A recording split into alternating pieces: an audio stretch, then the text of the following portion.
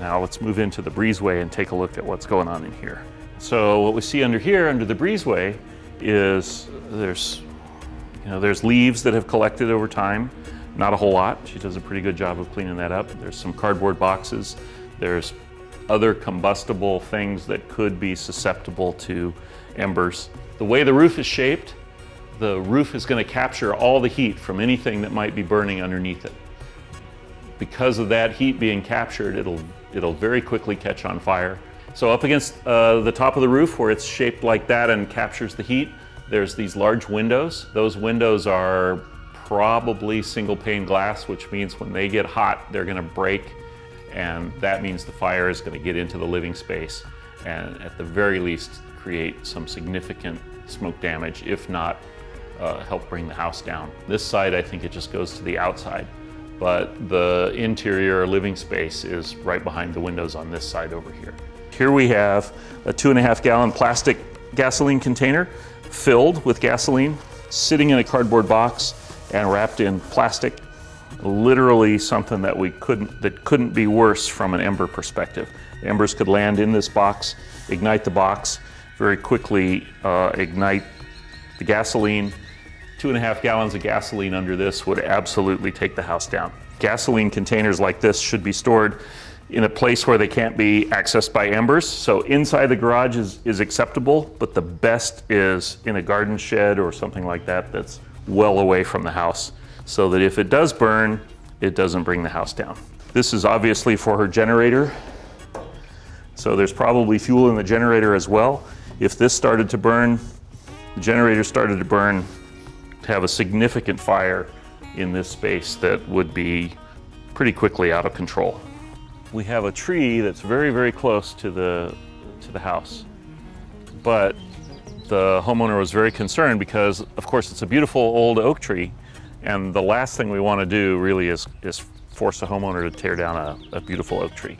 And so what she's done in this case is a really great job of trimming the oak tree back from the house, so the part that's close to the house is nothing but the trunks. And we also see in this, I believe this is an Engelmann oak, which is a protected species in Southern California as well. And then if we look down, we see aloe vera or variety of aloe vera plants. What's happened in this case, because it's underneath the tree, is all the leaves from the tree have collected over years inside the aloe. And because of the proximity of the plants to each other, it's impossible to get those leaves out of there. And so if there was an ember storm, this area with the aloe would smolder significantly. It's not going to be a big fire because there's not a lot of space for oxygen to get underneath the leaves, but it will certainly smolder and it will run all over this area. And if there's something nearby that it could catch on fire, like the straw, or could work its way into the cardboard over there, it could work its way into any number of areas. Let's talk for a second about her trees. The trees are trimmed up 6 feet from the ground, which is awesome. The point behind that is so if there's a ground fire underneath the trees, the fire doesn't translate up into the trees themselves. This is perfect. You can see that she's done this on all of her trees around the property. It also gives the homeowner plenty of room to be underneath, to mow, to keep the grass down, which is another component to keep the fire as low as possible in this particular case. Here we have about 5 really tall palm trees that are pretty close to the house. I'm not so concerned about the proximity of the palm trees to the house. The big issue with palm trees are the dead fronds.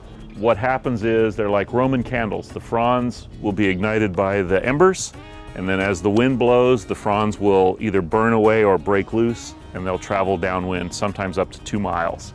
Out here in Valley Center, we have a specific local ordinance that requires the palm trees to be trimmed all the way up, all the dead fronds removed. It's extremely important that the homeowners understand that even a small amount of progress can make a huge difference in the outcome of a fire. If they have done just a tiny bit of work, they can make a big change in how the fire behaves around the house, how the fire impacts the structure, and whether they have a home to come back to if there's a big fire that moves through.